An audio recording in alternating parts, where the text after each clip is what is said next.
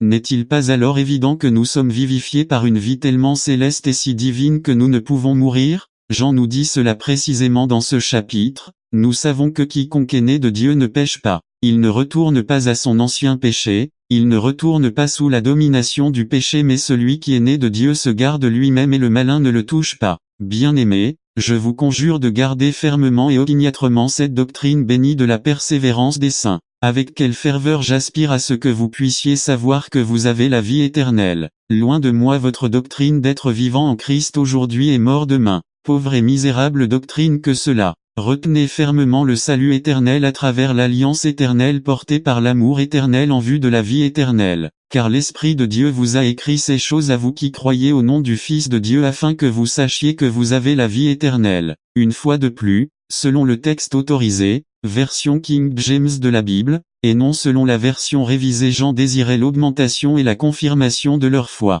Il dit, afin que vous croyiez au nom du Fils de Dieu. Jean écrit à ceux qui avaient cru afin qu'ils croient dans un sens plus emphatique étant donné que notre Sauveur n'est pas seulement venu pour que nous ayons la vie mais pour que nous l'ayons plus abondamment. C'est pourquoi Jean écrit, pour que ayant la vie nous l'ayons davantage. Venez bien-aimés, écoutez ceci pour un moment. Vous avez le lait de la foi mais Dieu veut que vous possédiez cette crème de l'assurance. Il veut augmenter votre foi, puissiez-vous croire plus extensivement. Peut-être ne croyez-vous pas à toute la vérité parce que vous ne l'avez pas encore perçue. Il y avait des membres de l'église de Corinthe qui n'avaient pas cru à la résurrection et il y avait des Galates qui étaient très flous au sujet de la justification par la foi. Plus d'un chrétien est proche de l'ignorance de la pensée du Seigneur. Note du traducteur, je ne suis pas sûr à 100% d'avoir bien traduit cette phrase. Comme certaines tribus d'Israël, elles avaient conquis un territoire limité bien que tout le pays de Dan jusqu'à Beersheba leur avait été donné. Jean veut que nous élargissions nos limites et augmentions en foi. Croyons à tout ce que Dieu a révélé car toute vérité est précieuse et d'une utilité pratique. Peut-être votre doctrine ou votre croyance a été pauvre et mince. Oh que le Seigneur veuille changer l'eau en vin.